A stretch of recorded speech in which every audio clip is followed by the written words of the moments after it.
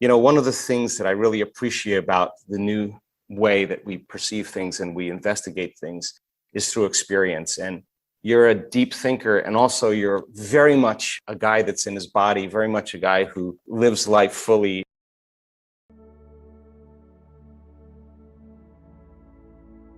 I'm your host, Dr. Joe Dispenza. Let's begin. I was doing an event, a research conference for physicians in the Bahamas, and I had to get to Houston. And there was no flight from Nassau directly to Houston, which was, you could almost throw a stone. It's that close. I had to go through Atlanta. And then from Atlanta, I had to fly to Houston. And I kept telling Kelly, who books all my travel, that there's got to be a potential in the quantum field where I can fly directly there. And Kelly kept saying, you'd have to be really good for this one. In between all of this, I had several colleagues in the genre of what we do here, scientists and researchers, friends, kept telling me that I had to read this book. Especially, you have to read this book. You have to read this book. It's called Stealing Fire. I must have gotten 5 texts in one day, just with people that I trust and respect, to tell me to read this book. And so I picked the book up and I moved through this book called Stealing Fire in a very short amount of time, because it was really about the transcendental moment and all the different variations and ways how we can produce more peak flow and at the same time have a transcendental experience. And I was so excited about the book. I kept thinking to myself, boy, I would love to sit down and talk to this guy and show him some of the research that we have and show them what our brain scans have shown repeatedly as a pattern during that transcendental experience, in these high coherent patterns of gamma, the area around the pineal gland very activated, and an area of the brain that literally shows that the person's having a very positive experience that's producing a long-term memory. And how it happened, not in the neocortex, but happened more from the bottom up, more in the limbic brain and the brainstem, and how these patterns were a function of a change in brain waves and how it all kind of tied together. Anyway, a friend of mine called me up, actually sent me a text and said, hey, listen, I see you're going to be coming to Houston. Why don't I come and pick you up in my plane and take you directly to Houston? And I'm going to have Jamie Wheal on the flight, and you guys could hang out, and we're going to stop in Bimini and we're going to swim with the dolphins on the way. And I thought, my God, that's so much better than going through Atlanta. And thank God that potential manifested in the field. And so Jamie is just so bright, so well researched, so diverse, so open-minded, so humble. And we sat down on the plane and we just hit it off immediately. And we talked for the whole flight from Nassau to Bimini, and then had a great time swimming out in the beautiful, beautiful sea there. And then we got back on the plane and we went at it again. And we opened our computers and exchanged information. And we really grew a lot from each other. And then somewhere in the last year, we went to Kelly Slater's surf camp where they have the perfect waves. And I brought my 2 sons, and Jimmy was there with his family and with a bunch of people, and we were celebrating a mutual friend's birthday. And we went down the rabbit hole on all kinds of things. And so his new book is called Recapture the Rapture. I've read the book in its entirety. There's so many great things that I want to talk about with Jamie, and there's so many relevant topics that's poignant to the times that we're living in today, with some really decent research, really great research to show there's ways for us to organize as a community and to really begin to make favorable changes in this world that we live in. And so those of you who haven't read Stealing Fire, by all means, I encourage you to read it. It's really a fabulous book, packed with so much good information. And Recapture the Rapture, I just finished, is so good, is so wonderful. And I wanted to bring Jamie on the call and introduce him to our community, because so many of the things that he talks about in this book, I think a successful culture, a successful community that thrives practices. And there's some of the things that I'm super proud of for us as a community that we seem to exemplify.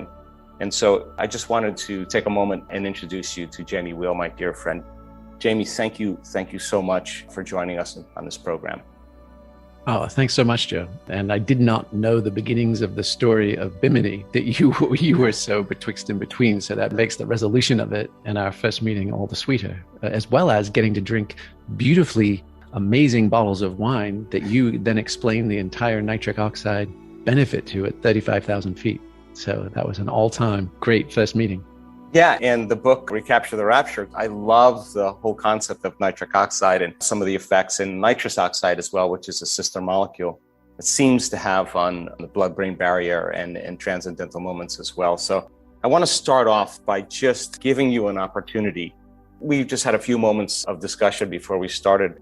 You know, one of the things that I really appreciate about the new way that we perceive things and we investigate things is through experience. And you're a deep thinker, and also you're very much a guy that's in his body, very much a guy who lives life fully, and you kind of step outside of convention, and you've had your profound experiences that were transcendental.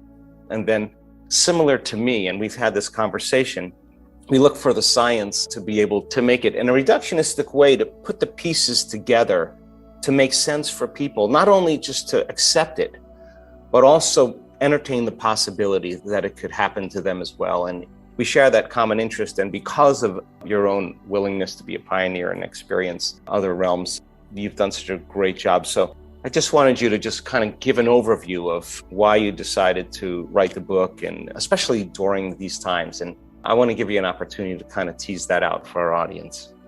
Sure. Yeah. I mean, I think the simplest thing is a working description of my life. Like if I was going to write an autobiography, it would be like, are you kidding me? You know, because my entire life was sort of that of an accidental mystic. I came from a strictly materialist scientific household. My father was a military test pilot with a PhD in aeronautical engineering, and his job was to take the most lethal planes in the world and push them to their failing points and map it with differential calculus. So like that was my world. And then from college onwards, and I became just passionate about adventure sports, action sports, big nature, big oceans, mountains, those kinds of things, and guided all over from the Himalayas on, Everest and Nepal and Tibet to the Sierras and the Rockies, and just loved sucking the marrow out of life, but also kept having these utterly non-ordinary, wild ass experiences. And then I would sort of come home and I'd be like, what for the love of God was that? And that kind of began my inquiry into what I guess is best described as sort of neuroanthropology. Like you stumble across an experience, you're like, holy moly, nobody told me this was out there. And then you're like, well, where else has this happened, to whom? And what did they have to say or think about it? So you kind of find yourself studying the literature, and this is the wisdom traditions, this is science, this is mysticism, it's, all sorts of things for thousands of years. You're like, oh, okay, this happened in 1500 in Italy. This happened in 2000 BC with the Hebrews. This happened here, there, and everywhere. And then you can start seeing a commonality or patterns. So you're like, okay, I'm not special, and this happens. And then the neuro part is, well, why does it happen? Like what's under the hood? Because in each time and place, we always have a cultural story, a sort of a mythology about these non-ordinary states, mystical experiences, transcendent insights, all that stuff. Like we're storytelling monkeys. So every single time we've told a story about these things. But when we balance it against the neuroscience, you're like, now I'm beginning to gain insights on the mechanisms of action, like why this thing happens, when it does, how it does. And once you kind of get that understanding, it's a little less mystical, it's a little less personal. You're sort of like, oh, this is part of the human experience. This is part of all of our birthrights. And then you can point that same understanding forwards, and it goes from neuroanthropology, looking into the past, to culture architecture, looking into the future. How do we create healthy, vibrant, positive expressions of this? And especially for today, right? Without the mythologies, without somebody yearning to have an experience that is arguably our shared birthright, without having to swallow someone else's fish story. So how can we kind of open source the tools and technologies so everyone can go see for themselves?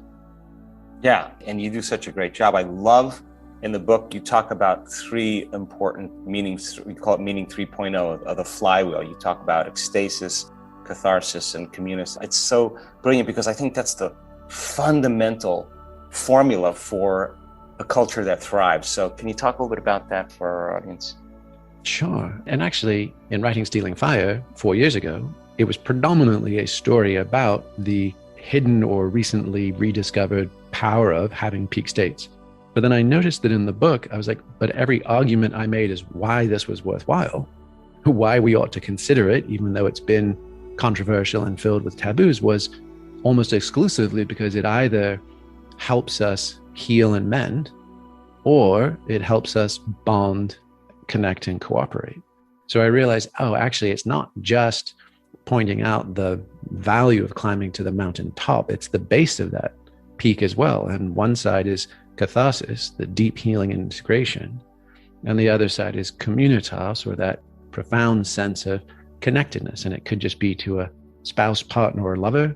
It could be to a small group of friends. It could be to a community. It could be to the whole world. And rather than thinking, life down here is boring, dull, hard, gritty, I want to get up to the rarefied air at the top of the mountain, it's much more like it's a flywheel, as you said, right? It is, we're forever you experiencing a peak, having some deep remembering of something profound and precious that we've forgotten or has slipped through our fingers. And at the same time, kind of getting a laundry list of our things to do, the things we've done and the things we ought not to have done, kind of our punch list for healing. So then we pull down into the catharsis part.